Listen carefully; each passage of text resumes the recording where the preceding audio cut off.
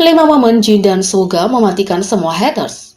Kita semua tahu kalau Jin dan Suga mirip dalam banyak hal, tapi mereka paling mirip dalam satu hal tertentu, mematikan pembenci dengan rasa malu. Inilah 5 momen mereka memastikan haters tidak bisa berbuat apa-apa. Yang pertama, Suga menempatkan pembenci di tempat mereka dengan tanggapan terbaik tentang komentar berbahaya selama siaran langsungnya. Selama siaran langsung Suga meyakinkan penggemar yang khawatir dia akan terluka dengan membaca komentar jahat. Suga mengatakan, orang-orang yang menulis hal-hal seperti "Opa jangan melihat komentar jahat dan hanya melihat hal-hal positif." Yakinlah Suga tidak membaca komentar jahat. Dia terlalu sibuk dengan hidupnya sendiri untuk online dan membaca para pembenci yang memuntahkan negativitas mereka. Suga mengatakan, "Maaf, tapi saya tidak sering mengakses internet. Itu sebabnya saya tidak begitu tahu kata-kata trending terbaru. Saya biasanya hanya menggunakan untuk memantau siaran kami. Jadi, saya bahkan tidak mendapat kesempatan untuk melihat komentar jahat," kata Suga. Suga bahkan menentang mereka untuk terus memberikan komentar jahat karena dia tidak akan pernah membacanya. Dia tidak punya waktu untuk itu ketika dia terbang lebih tinggi dari sebelumnya dengan BTS. Suga mengatakan, "Saya minta maaf kepada mereka yang menulis komentar jahat, tapi saya tidak membacanya. Kamu harus terus menulis lebih banyak. Saya tidak membacanya. Kamu akan menulisnya dan seseorang akan menuntut. Tidak ada yang baik untuk keluar dari itu. Saya tidak membaca komentar jahat," kata Suga. Dengan tidak ada komentar negatif yang dibaca, Suga mengesampingkannya untuk fokus pada kesuksesan yang dia capai dengan para penggemarnya. Suga mengatakan, "Tidak ada alasan bagiku untuk membacanya juga. Apa yang akan saya lakukan dengan mereka?" kata Suga. Kata-kata bijak, cara untuk menempatkan mereka di tempat mereka, Suga.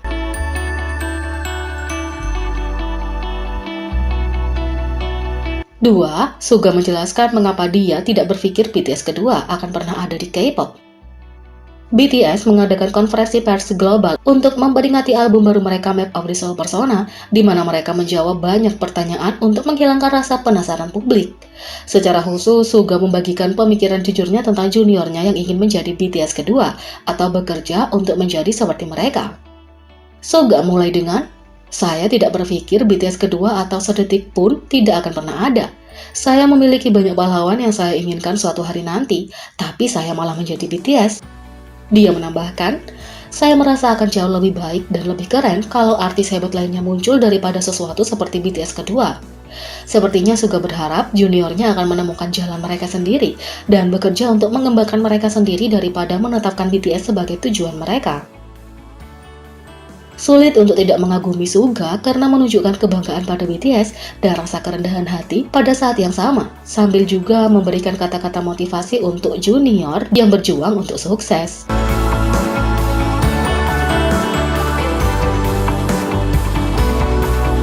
3. Reporter dikecam karena mengajukan pertanyaan yang tidak pantas kepada BTS selama konferensi pers.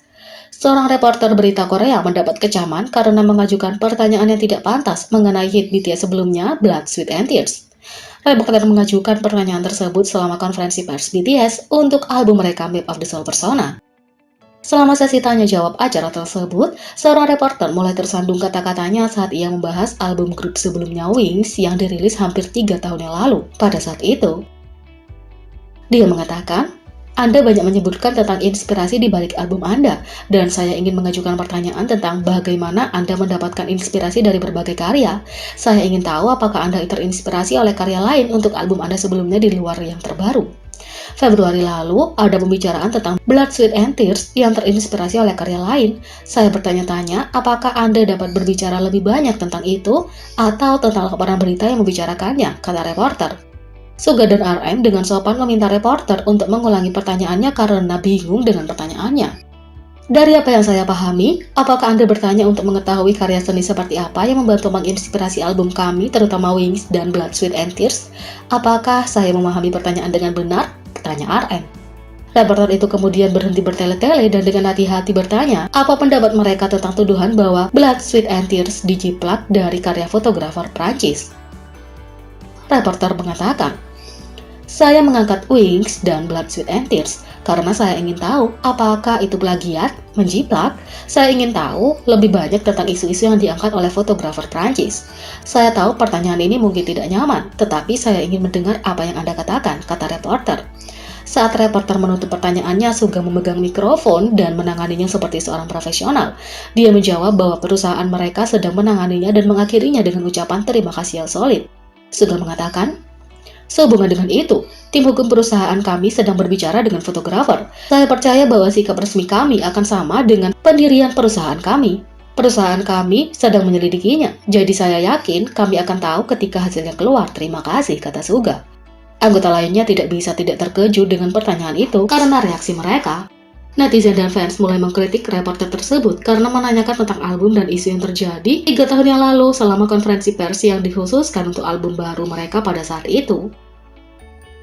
Semua memuji Raja Suga yang mengembalikan pembenci dengan sangat anggun.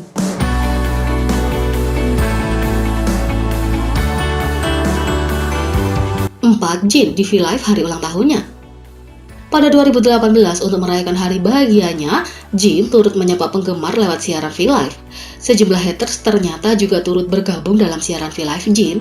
Tak tinggal diam, Jin pun memperingatkan para haters bahwa komentar jahat yang mereka tinggalkan itu bisa membuat mereka dituntut secara hukum.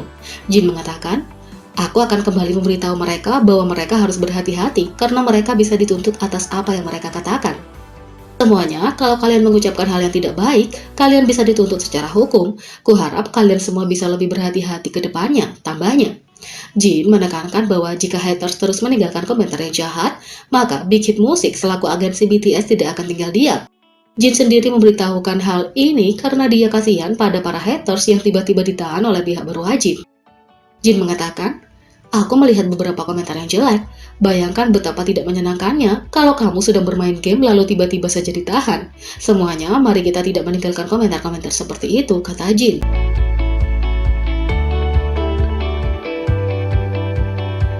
5. Jin membayangi manipulasi chart K-pop selama pidatonya di Mama 2019. Selama pidato penerimaannya untuk penghargaan Song of the Year di Mama 2019, Jin memberikan 2 sen mengenai situasi kontroversial K-pop saat itu dengan Sajegi, yang juga dikenal sebagai manipulasi grafik. Dia pertama kali mulai berterima kasih kepada ARMY karena memungkinkan penghargaan itu untuk BTS. Jin mengatakan, "ARMY, kami memenangkan Song of the Year. Semua berkat kalian semua. Kami benar-benar berterima kasih untuk kalian, ARMY," kata Jin. Kemudian melanjutkan untuk mengakui semua rekan-rekannya yang mencurahkan darah, keringat, dan air mata ke dalam kerja keras mereka. Jin mengatakan, "Kami memasukkan banyak pekerjaan ke dalam lagu-lagu kami, dan di album kami selanjutnya, kami akan terus memberikan yang terbaik dari yang terbaik untuk Anda. Demikian juga semua artis, termasuk yang hadir di sini, membuat musik yang sangat luar biasa akhir-akhir ini," kata Jin. Dia menunjukkan meskipun bahwa lagu-lagu ini semua layak untuk didengar dan dihargai sebagaimana layaknya. Meskipun dia mengucapkan pernyataannya dengan hati-hati, dia diyakini telah menyinggung serangkaian kontroversi manipulasi grafik baru-baru ini. Jin berkata, "Saya benar-benar ingin kita hidup di dunia di mana semua lagu itu didengar dan mendapatkan pengakuan yang layak mereka dapatkan. Saya tahu ada beberapa cara negatif untuk melakukan ini, tapi musik harus dilakukan dengan cara yang jujur. Saya berharap untuk hidup di dunia di mana musik diproduksi dengan itikat baik dan didengar dengan itikat baik," kata Jin. Aman untuk mengatakan keduanya benar-benar duo yang hebat dalam hal mematikan para pembenci. Mantan haters BTS mengungkapkan alasan awalnya mereka membenci grup serta apa yang membuat mereka menjadi penggemarnya. Meskipun BTS saat ini sedang menikmati kesuksesan besar, bukan berarti mereka tidak punya banyak haters, tapi kadang para haters ini akhirnya berubah menjadi penggemar. Di papan komunitas internet Quora, pertanyaan "kenapa orang membenci BTS?" ditanya, dan salah satu pengguna Quora anonim yang disebut sebagai X menanggapi pertanyaan tersebut dan berbicara tentang pengalaman mereka membenci BTS. X akhirnya diperkenalkan ke BTS melalui seorang teman dan mempunyai kesan pertama yang positif terhadap mereka. "Sebagai seseorang yang dulu membenci BTS, aku berbicara dari pengalaman pribadi. Lihat, aku punya teman ini, sebut saja dia Kelly.